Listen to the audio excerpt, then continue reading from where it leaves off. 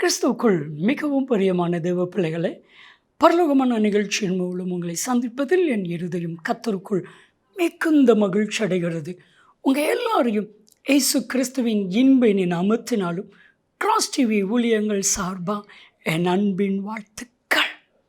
இன்றைய பரலோகமன்னா யாரை வேண்டுமானாலும் மேன்மைப்படுத்துவா.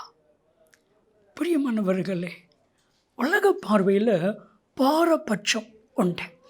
ஆனால் தேவனுடைய பார்வையில் பாரபட்சமே இல்லை.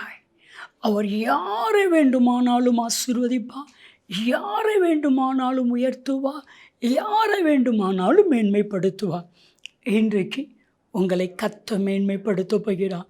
வேதம் சொல்லுது 1 நாளாகமும் 29:12, எவரையும் மேன்மைப்படுத்தவும் எவரையும் தாழ்த்தவும் அவராலே கூடும். என் அன்பு தேவ பிள்ளைகளே, நீங்கள் ஆண்டவர்கிட்ட சொல்லுங்கள், நான் அல்ல ஆண்டவரே, என்னுடைய தாளந்தும் அல்ல, என்னால் எந்த ஒரு காரியத்தையும் சரியாய் நான் செய்ய முடியாது. ஆண்டவரே, என்னை மேன்மைப்படுத்தும். உங்களை பார்த்து கர்த்தர் சொல்கிறாரு, எந்த இடத்துல அவமானப்படுத்தப்பட்டீங்களோ அதே இடத்துல கர்த்தர் உங்களை மேன்மைப்படுத்துவது நிச்சயம். யோசுவா 3:7, எல்லார் கண்களுக்கு முன்பாக அற்பமாக எண்ணப்பட்ட யோசுவாவை மேன்மைப்படுத்தினது உண்டானால் உங்களையும் மேன்மைப்படுத்துவா. என் அன்பு தேவ பிள்ளைகளே, இன்றைக்கு ஆண்டவர் உங்களை மேன்மைப்படுத்த போகிறார். வேதாமத்தில் ஒரு சம்பவம் ஒன்று இருக்கிறது. அதுவும் கர்த்தராகிய இயேசு கிறிஸ்து சொன்ன ஒரு சம்பவம். ஒரு மனிதன் தன்னையே மேன்மைப்படுத்துகிறான், இன்னொரு மனிதன் தன்னையே தாழ்த்துகிறான். ஆனால் தேவன் யாரை மேன்மைப்படுத்தினார்? 2 பேரும் ஆலயத்துக்கு போகிறாங்க. ஒருத்தர் பரிசேயன், பரிசுத்தவான்.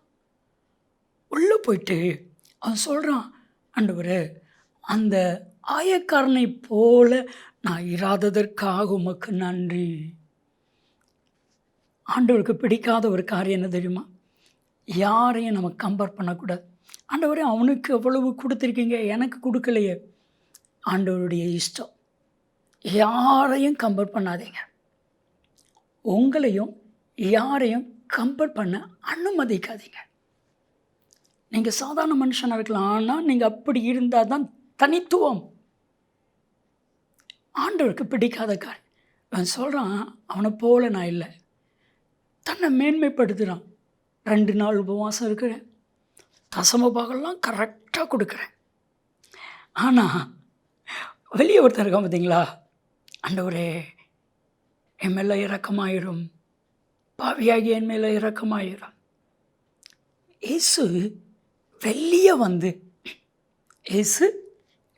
வந்து ஒன்றும் இல்லைன்னு சொன்னானே, அவன் கிட்ட வந்து ஆண்டவர் சொல்கிறாரு, ஆலயத்துக்குள்ளே இருக்கானே அவன் அல்ல, ஆலயத்துக்கு வெளியே இருக்கானே ஆண்டவர் வந்துட்டார, இவனே நீதிமானாக்கப்பட்டவனாய் சென்றான். அப்போ கர்த்தர் யாரை மேன்மைப்படுத்துகிறாரு? ஒன்றும் இல்லை, நான் இல்லை, திறமை இல்லை. பாருங்கள், கர்த்தர் எவ்வாறையும் மேன்மைப்படுத்த முடியும். ஒரு நாள் உண்டியல் போடுற இடத்துல ஆண்டவர் உட்காந்துருக்கிறாரு. எல்லோரும் காணிக்க போடுறாங்க. ஏசுவை பார்த்தோன்னு ரொம்ப பிரம்மாண்டமாக, நான் எவ்வளோ காணிக்க போடுறேன் பார்த்துருக்கீங்களா? சில பேர் ஏலம் எடுப்பாங்க, போட்டி போட்டு. அவங்களுக்கு அது தப்பு அல்ல, அவங்கள நான் குறையும் சொல்லலை. ஆனால் இந்த ஏழையை கர்த்தர் மேன்மைப்படுத்தினார்ல, உங்களை மேன்மைப்படுத்தும். ஜெபிக்கலாமா? அன்பின் தகப்பான், எவ்வாறையும் மேன்மைப்படுத்த முடியும், மேன்மைப்படுத்தும். இயேசு கிறிஸ்துவின் நாமத்தில் ஜெபிக்கிறோம் ஜீவனுள்ள பிதாவே, ஆமென். நன்மையும் கிருபையும் ஆசீர்வாதங்களும் நிச்சயமாக உங்களை தொடரும்.